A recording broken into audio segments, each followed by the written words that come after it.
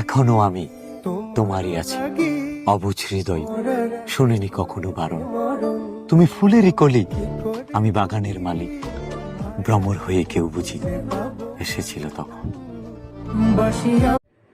ক্ষুদ্র জীবনে মানুষে অনেক অহংকার করে, অনেক বড়াই করে, কিন্তু একটা জিনিস ভেবে দেখছেন, এই অহংকার আভিজাত্য কিছুই একদিন রবে না। তাই জীবনকে সুন্দর করে রাখতে হলে সবসময় অন্যের দোষ খোঁজানো বদ্ধ করবেন।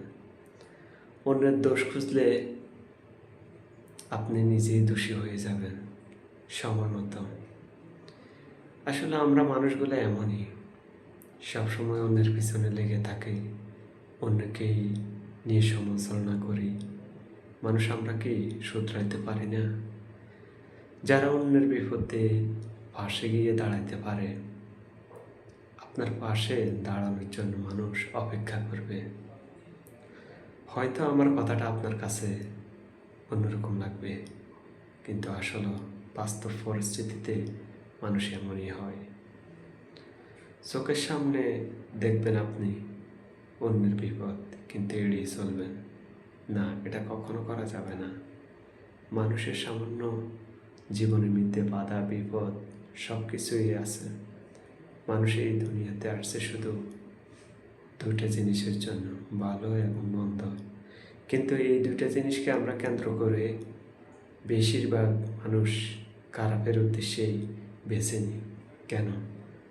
মানুষ লোভ, লালসা, আসলে এগুলো আমাদের বন্ধ করতে হবে। কারণ এগুলো বন্ধ যতদিন হবে না ততদিন আমরা সঠিক পথ খুঁজে পাবো না। জীবন একটা মুহূর্তের জন্য, সামান্য সময়ের জন্য দ্বিধাদ্বন্দ্ব করে আমরা কিন্তু সীমিত সময়ের জন্য রাগ যখন আসে তখন রাগটাকে উড়িয়ে দিতে পারি না, আমরা রাগটাকে কন্ট্রোল করতে পারি না। শুধু আমরা কীভাবে পারবো অন্যকে দোষী করতে, কীভাবে পারবো অন্যের ক্ষতি করতে, ঝগড়া করতে, এগুলো আমাদের মন মানসিকতা। আসলে একজন ভালো মানুষ তখনই হতে পারে যখন তার রাগকে কন্ট্রোল করতে পারে। হয়তো আমার কথাগুলো আপনি সবে বোঝেন, আপনি আমার থেকে ভালো জানেন, কিন্তু হ্যাঁ ঠিক আছে, সবাই আমরা বুঝি, সবাই আমরা মানি, কিন্তু সঠিক কাজে ব্যবহার করতে পারি না। ভালো কি মন্দ কি, যে লোকে আপনার ছোটদেরকে সম্মান করতে পারে আবার এই বড়দেরকে সম্মান করতে পারে, সে আমি মনে করি যে সবচেয়ে ভালো মন মানসিকতার মানুষ। স্মৃতিশক্তি এমনও মানুষের হতে পারে যে একজন মস্তিষ্কের মানুষ এমনও হতে পারে যে ধৈর্য হয়ে থাকে। স্বামী শাসন করাটারে যদি বিরক্ত মনে করো তাহলে তুমি নারী বোকা। একটা ঘুড়ি যখন আকাশে উড়ে, যতক্ষণ তুমি ঘুড়িটারে ধরে রাখবা ততক্ষণই ঘুড়িটা তোমার হাতে থাকবো।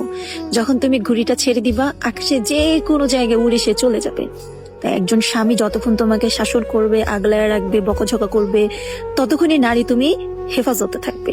যখনই সেই পুরুষ তোমাকে শাসন করা বন্ধ করে দিবে, রাগারাগি করা বন্ধ করে দিবে, তোমার উপর অধিকার দেখানো বন্ধ করে দিবে, তখন তুমি আকাশের ঘুড়ির মতো যেখানে সেখানে উইরা পুইরা দিবা। দুনিয়াতে একজন স্বামী ছাড়া একজন স্ত্রীর ভালোটা অন্য মানুষ একটু কমই চাই। তাই সময় থাকতে স্বামীকে সম্মান করো, শাসনটাকে ভালোবাসা মনে করো।